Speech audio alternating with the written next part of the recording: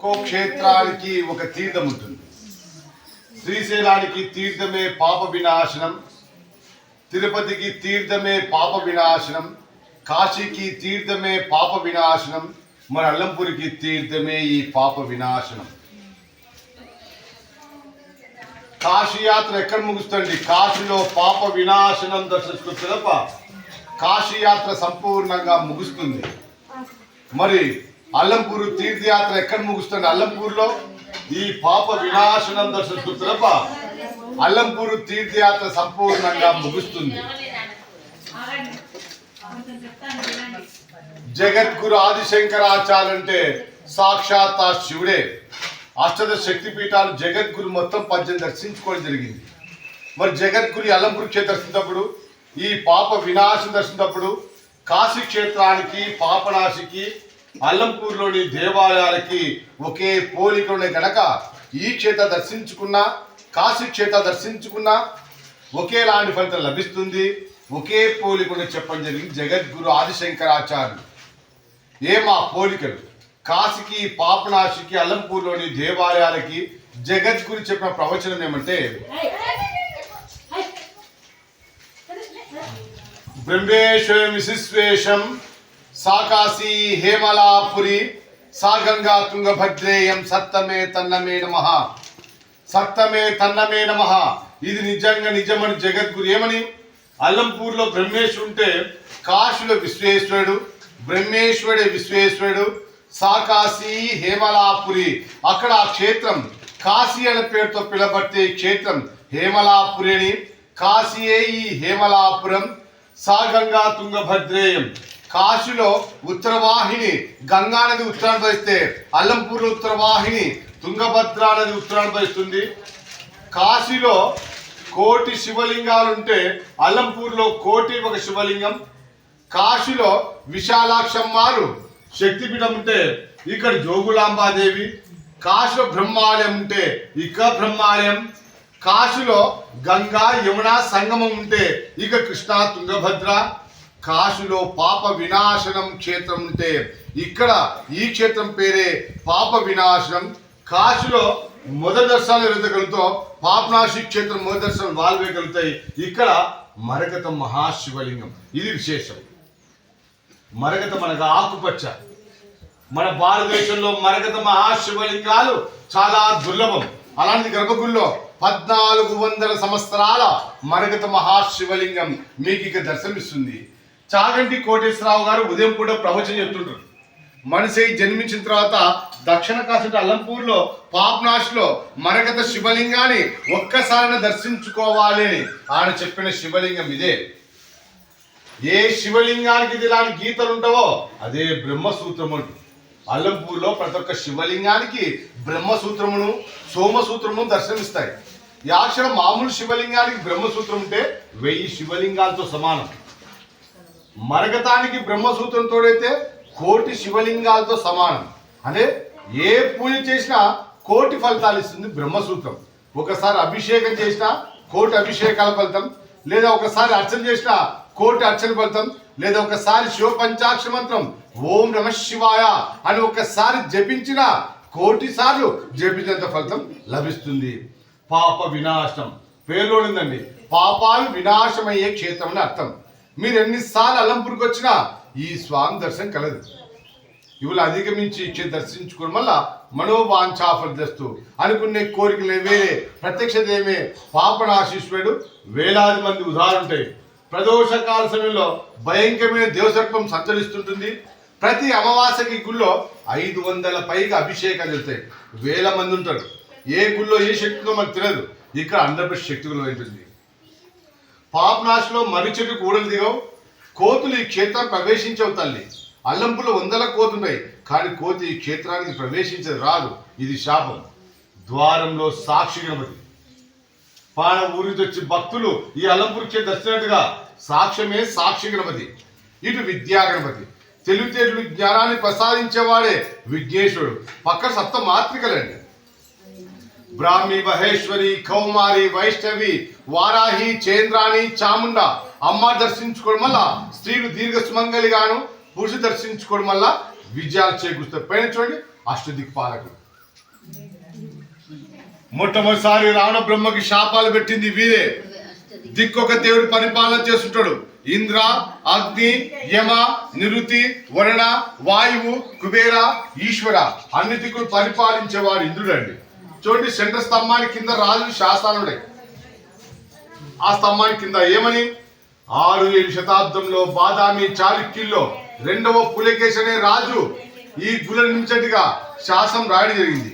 అంటే 21వ శతాబ్దం కాబట్టి దాదాపుగా 1400 సంవత్సరాల అతి ప్రాచీన దివసం. అంటే ఆ గంట వయసు 1400 సంవత్సరాలు. రాజులు రాణులు కొట్టే గంట అది. అప్పుడు ఈ క్షేత్రం బ్రహ్మపురి అనే పేరుతో పిలవట్టుగా శాసనం మనకు అనిపిస్తుంది. ఇక చూడండి, చుట్టుముట్టు గుంతలుంటాయి. పూర్వం తపస్సు చేసే ఋషులే మూలికలు నూరుకునే ప్రదేశాలు, ఆయుర్వేదిక్. ఇక చూడమ్మా, అమ్మవారి మహిషాసురమర్దిని లక్ష్మి, పార్వతి, సరస్వతి ముగ్గురు కలిసి ఒకే అమ్మవారిగా ఆద్భవించి మహిషాసుర రాక్షసుని చంపడం వల్ల మహిషాసురమర్దిని పేరు వచ్చండి. అష్టభుజి అమ్మవారికి పిలుస్తారు. శ్రీశైలం భ్రమరాంబాదేవికి అమ్మవారికి రూపురేఖలు ఒకే విధంగా ఒకే పోలికలతో ఉంటాయి. మరి పితృదోషాలు తొలగించే క్షేత్రాలు భారతదేశంలో 2 ఒకటి ఉత్తర కాశీ అని, 2 దక్షిణ కాశీలో పాపనాశిలో శ్మశాన నారాయణని, కేరళ తాంత్రికంధంలో బయటపడిందంటూ ఆర్జన చేసే క్షేత్రం ఇదే. మనకి యూట్యూబ్, ఫేస్బుక్, ట్విట్టర్లు ఇట్లా పెద్ద పెద్ద చాలా కొన్ని కూడా డూపిస్తుంది. చాలా నిజమెంతో వాస్తవమెంతో మన దివ్యజ్ఞానంతో ఆలోచిస్తే మొట్టమొదటి కాశీ అన్నారు. కాశీ అనేది అపరికరం ప్రసిద్ధి కాల్చేది. కాశీ చనిపోతే కైవల్యం చెందుతామని, కాశీలో దహన సంస్కారానికి సత్ఫలితాలు లభిస్తామని, కాశీలో చనిపోయిన విభూతారంతో పరమేశ్వరునికి అభిషేకాలు చేశారని, కాశీలో చనిపోయేవారి అస్తులు ఆ గంగాను నిమజ్జనం చేశారని, మొత్తాన్ని కాశీని దర్శించుకుంటే పునర్జన్మ ఉండదు అంటారు. అలాంటి క్షేత్రం ఇండియాలో ఇంకోటి ఏదయ్యా అంటే ఈ పాపనాశి అంటున్నారు. మరి ఈ క్షేత్రానికి ఏం అర్హతను చూస్తే ఒకసారి దివ్యజ్ఞానంతో ఆలోచిస్తే కేరళ తాంత్రికంధంలో బయటపడిన తాంత్రికాలు ఎక్కడ నడిచింది అల్లంపూరే. జోగులా మొత్తం తాంత్రికాలే, నమ్మసక్యమే. కాశీ 64 స్థానఘట్టాలు ఉంటాయి. హరిచంద్రఘాట్, మణికర్ణఘాట్ ఇలా చెప్పుకునబోతే మరి అల్లంపూర్లో 64 స్థానఘట్టాల్లో పెద్ద ఘట్టం ఏదయ్యా అంటే ఈ పాపనాశి క్షేత్రం అని చేసుకున్న అపరిక్రమం చేసుకున్న అర్హత ఉందని భావిస్తున్నాం. ప్రతి గర్భగుడికి ముఖద్వారం అనేది ఎదురుగా ఉంటుంది. ఎందుకు ముఖద్వారం ఎదురుగా లేదు? ముఖద్వారం గాలి గోపాలు ఎందుకులో, కలుషాలు ఎందుకులో అపరికరణ సూచిస్తుంది. ముఖద్వారంలో హనుమంతుడి పక్క బ్రహ్మదేవుడు చిన్న విగ్రహం ఉంటుంది. ఎడమ చేతిలో పిండం పట్టుకొని మోక్ష బ్రహ్మ అనే పేరుతో ఇక పిలువబడుతున్నాడు. ఈ గుడి వెనకాలనే విష్ణాలయం. అన్ని గుళ్ళకి గోపురాండి, ప్రత్యేకంగా ఈ ఆలయానికి గోపురాలు లేవు. లోపల విష్ణుమూర్తి కూడా కుడి చేతిలో పిండం పట్టుకున్నాడు. ఏం జరుగుతుంది? బ్రహ్మ పిండం పట్టుకున్నాడు, విష్ణు పిండం పట్టుకున్నాడు. ఇక్కడ 23 గుళ్ళ సమూహం. ఏ గుడి ముందర ధ్వజస్తంభాలు లేవు. ప్రపంచంలో హిందూ దేవాలయంలో ధ్వజస్తంభాలు లేని దేవాలయం ఎచ్చటి ఉండవు. మరి ధ్వజస్తంభాలు అంటే ఆ గుళ్ళో వివాహాలు, కళ్యాణాలు, ఉత్సవాలు చేసుకోవచ్చు. లేకపోతే అపరికరణ కూడా ప్రసిద్ధి కాల్చేదవుతుంది. అంటే పితృదోషాలు అంటే ఏమిటంటే ఎన్ని పూజలు, ఎన్ని వ్రతాలు, ఎన్ని హోమాలు, ఎన్ని తీర్థయాత్రలు వేసినా ఫలితాలు రాకపోతే అది పితృదోషాలను కేటాయిస్తారు పంతులు గారు. అంటే తాత ముత్తాత సంపాదించిన ఆస్తుపాస్తులు వంశ పారంపర్యంగా మనం ఎలా అనుభవిస్తున్నామో వాళ్ళు చేసిన పాప పుణ్యాలు కూడా మనమే అనుభవించాలి. అంటే తండ్రి బతుకున్నాగా ఆలన పాలన సరిగ్గా చూడకపోతే ఆయన చనిపోయిన తర్వాత వసు రూపం అంటారు. అంటే విష్ణు సంభూతి, విష్ణుగంధ పౌరుడు మన తండ్రి గారికి అలాంటి పౌరుడు మన వంశాన్ని శపిస్తాడు. అంటే రవి ఉత్సస్థితిలో ఉంటే పిద్దోషాలు వచ్చేస్తాయి. తల్లి బతుకున్నాగా ఆలన పాలన సరిగ్గా చూడకపోతే తల్లి చనిపోతే కూడా ఆమె కూడా మన సరిగ్గా చూడకపోతే ఆమె శపిస్తుంది. ఆమె చంద్రుడు ఉత్సతిలోకి వచ్చేసి మా దోషాలు వస్తాయి. పిద్దోషం వల్ల ఏం చెప్తే తెలుసా మీకు? పిద్దోషం వల్ల ఎన్ని పూజలు మీరు ఎక్కడ ఏం చేసినా పుణ్యక్షేత్రం తిరిగినా ఫలితాలు రావు. పిద్దోషం వల్ల ఇంట్లో పెళ్లిలే కావు. ఎన్ని పూజలు చేసినా ఏం చేసినా పెళ్లిళ్ళు కావు. పెళ్లిళ్ళైనా భార్య భర్త అనుమతి లేకపోవడం, చీటికి మాట కొట్టాడుకోవడం, డైవర్ట్ తీసుకోవడం, లేదా ఎవరో ఒకరు చనిపోవడం, లేదా ఇద్దరు కలిసి అన్నంగా కూడా సంతానం కలగకపోవడం, సంతానం కల్లా తిక్కపిల్ల పుట్టడం, ఆకస్మిక చిన్న ఏజ్లో ఆకస్మిక మరణాలు, యాక్సిడెంట్లు, ఆత్మహత్యలు, మన పిల్లలు మన మాట వినకపోవడం, దురలవాటుకు లోనైపోవడం, అవమానపడడం, అనుకొని రుగ్మత రోగాలు రావడం, వ్యాపారం బాగా జరిగిన వ్యాపారం డల్ అయిపోవడం, గ్రోతింగ్ లేకుండా పోవడం, అప్పులు పాలు కావడం, ఇచ్చిన డబ్బులు తిరుగు రాకపోవడం, 1-2 మార్కులు ఉద్యోగం రాకపోవడం, ఆర్థిక ఇబ్బందులు, అష్ట కష్టాలు, ఇవన్నీ పిద్దోషాలు వస్తాయి. అది తొలగించిన క్షేత్రమే 2వ కాశీ అని. ఈ క్షేత్రం గురించి కేరళ తాంత్రికంలో బయటపడినట్టు ఆర్జించే క్షేత్రం ఇదే. కేదారే జలపాన. హిమాలయంలోని కేదార్లో నీళ్లు త్రావడం ఒక దుర్లభం. ఆర్యమరణం వారణాసి పట్టణే. మనిషి వెళ్ళి కాశీ క్షేత్రంలో మరణించడం ఒక దుర్లభం. వెళ్ళిన ప్రతి వ్యక్తి మరణించాడు. ఎవరు దేవభక్తి పడే పుణ్యాత్ముడు కాశీ క్షేత్రం మరణిస్తూ ఉంటారు. రావుగస్త దివాకరే కురు మహాక్షేత్రే దాన మహత్. సూర్యగ్రహం పడే సమయంలో కురుక్షేత్రంలో దానం ఇవ్వడం ఒక దుర్లభం. ఎప్పుడు సూర్యగ్రహం పట్టాలి, ఎప్పుడు పండితులు లభించాలి, ఎప్పుడు ఆ సూర్యగ్రహం పడే సమయంలో పండితు తీసుకెళ్ళిపోయి కురుక్షేత్రంలో దానం ఇవ్వాలి. దుర్లభం, అయ్యే పని కాదు. శ్రీశైలే శిఖరావలోకన మిదం సంసారాం దుర్లభం. శ్రీశైల శిఖరాన్ని దర్శించుకోవడం శ్రీశైల శిఖరాన్ని దర్శించుకోవడం సంసారం దుర్లభం.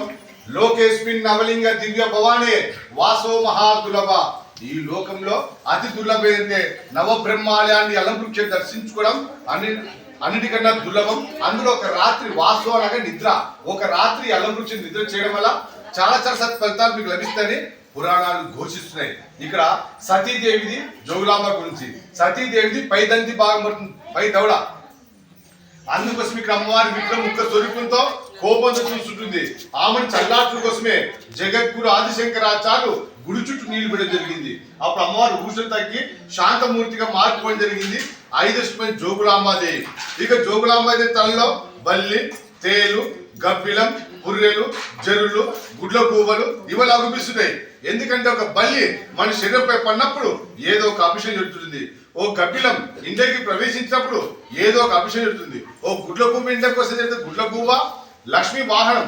ఎప్పుడైతే గుడ్ల పువ్వు ఇంట్లోకి వచ్చిందో మా ఇంట్లో లక్ష్మీ దేవత వాహనంపై కూర్చొని బయటికి వెళ్ళిపోతుంది. ఇలాంటి అభిషేకాన్ని తొలగాలంటే జోగులాంబాదేవి దర్శనం చేసుకోవడం వల్ల అభిషేకం తొలగిపోతుంది పరిభావన. జోగులాంబ గుడి ముందర ధ్యాన శ్లోకం వెళ్తూ ఉంటుంది. లంబస్తని వికృతాక్షిం ఘోర రూపాం మహాబలం ప్రేతాసన సమారుడాం జోగులాంబం నమామ్యహం. లంబస్తని అంటే అర్థమేమి? పొడవైన వక్షస్థానాల అమ్మవారని. వికృతాక్షిం, వికృత భయంకరమైన అక్షముడే కళ్ళు, నిప్పులు కురిపించే కళ్ళు అమ్మవారికి అంట. ఘోర రూపం మహాబలం, చూడంగానే భయపడే రూపం అమ్మవారంట. మహాబలిశాలంట. 14 యోజనాలు లంకించి దూకేంత శక్తి అమ్మవారికి. 14 యోజనాలు ఎంతండి? దాదాపుగా 70 కిలోమీటర్లు. అమ్మవారి కోపం వస్తే ఆవేశంతో కేక పెట్టి ఒక దూకితే 70 కిలోమీటర్లు దూకుతుంట. ప్రేతాసన సమారుడాం జోగులాంబం నమామ్యహం. ప్రేతమనగా శివం, ఆసనగా కూర్చునేది. ఇక్కడ శివానే ఆసనంగా చేసుకొని కూర్చుంటున్న అమ్మవారికి నా యొక్క ధన్యవాదాలు అని తెలియజేసే ధ్యాన శ్లోకం జగద్గురు ఆదిశంకరాచార్య నిర్మించే ధ్యాన శ్లోకం. 18 శక్తిపీఠాల్లో 17 శక్తిపీఠాలు ఒక విధమైతే 5వ శక్తిపీఠం జోగులాంబాదేవి మటుకు శివుని వెంట శ్మశానంలో సంచరిస్తుంటుంది. అందుకే శివునికి జోగులాంబాదేవికి ఒకే రూపురేఖ ఉంటాయి. శివుడి దిగంబరాయుడు, ఇక జోగులాంబాదేవి దిగంబరుడు. అందుకోసమే ధ్యాన శ్లోకంలో లంబస్తని పొగ జరిగింది. శివుడు అతి భయంకరుడు, ఇక జోగులాంబాదేవి కూడా అతి భయంకరం ఉంటుంది. అమ్మవారి ముఖ కవిలికలో వృద్ధాపచాయాలు అంటే ముష్టివారి మర్తపడిన శరీరం నల్లగా భయంకరంగా అనిపిస్తుంటుంది. శివుడి జాటాజూటం కొప్పు ఆకాశం నడుతున్నట్టుగా ఉంటే ఇక అమ్మవారి కేశాలు కూడా ఆకాశం చూస్తూ భయంకరంగా అగుపిస్తుంటుంది. శివుడు కపాలాలు ధరించుంటే ఇక అమ్మవారి తలలో కపాలు ధరించుంది. శివుడు డమరుకం ధరించుంటే ఇక్కడ అమ్మవారు ఒక చెవికి డమరుకం ధరించుంది. శివుడు సర్పాన్ని ఆభరణంగా కంఠాన్ని ధరించుంటే ఇక అమ్మవారు ఆభరణంగా మరొక చెవికి సర్పాన్ని ఆభరణంగా ధరించింది. శివుడు శ్మశానంలో ఉంటే ఇక అమ్మవారు శివపేడ కూర్చుంటుంది. శివుడు యోగ ముద్ర ఉంటే ఇక అమ్మవారు యోగ ముద్ర ఉంటుంది. కాబట్టి అమ్మవారి పేరు యోగాంబ అనే పేరుతో పిలవబడుతుంది. కాలక్రమేణా జోగులాంబగా పిలవబడి జరిగింది 5వ శివ జోగులాంబాదేవి. ఇది క్షేత్రాలకు విషత. శివారుఘ ప్రాప్తస్తు. శివం శివోహం. హర హర మహాదేవ్. జాగంటి కోటేశ్వరరావు గారు చెప్పే శివలింగం ఇదే. మరగత శివలింగం మనిషి జన్మించిన తర్వాత దక్షిణ కాశీ అల్లంపూర్లో పాపనాశలో మరగత శివలింగాన్ని ఒక్కసారైనా దర్శించుకోవాలి ఆయన చెప్పిన శివలింగం ఇదే. శివం. హర హర మహాదేవ్.